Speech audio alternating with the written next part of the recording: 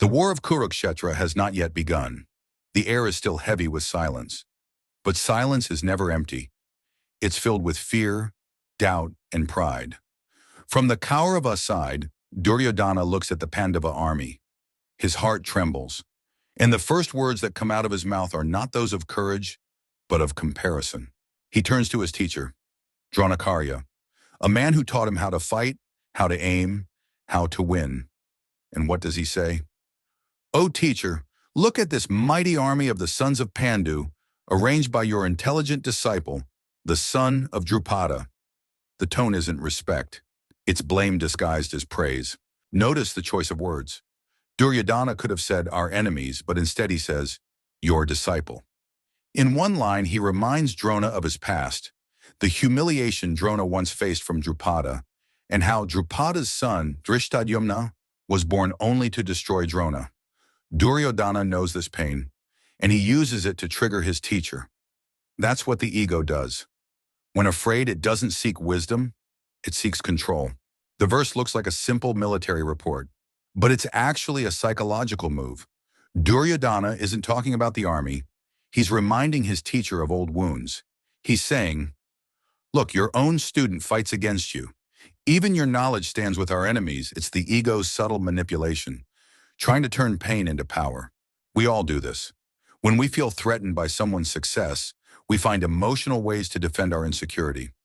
We remind others of their failures, their old mistakes, their painful memories, just to feel strong for a moment. That's what Duryodhana is doing here. He's not fighting Arjuna yet. He's fighting his own fear. This is how the battle of the mind begins. Not with weapons, but with words.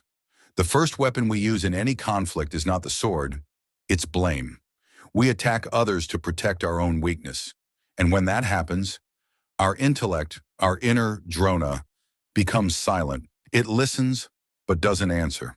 The Gita shows us that even the wisest teacher can have his silence tested. And even the most powerful man can feel insecure before his own creation. That's Duryodhana's tragedy.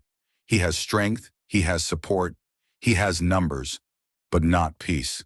Because no victory outside can heal the war within. Every generation faces this. A student grows beyond the teacher, a child grows beyond the parent, and the one who taught feels replaced. But wisdom accepts this cycle. Ego resists it.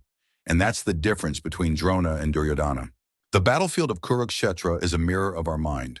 Every time jealousy, comparison, or fear rises, the war begins again inside us.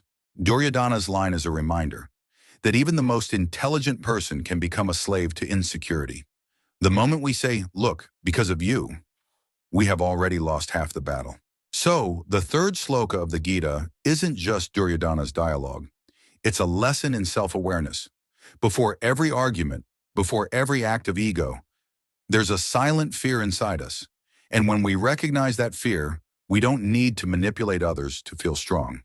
Because true strength isn't in winning over someone, it's in understanding yourself.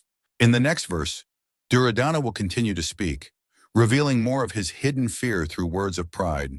But remember, the louder the ego speaks, the deeper the fear hides.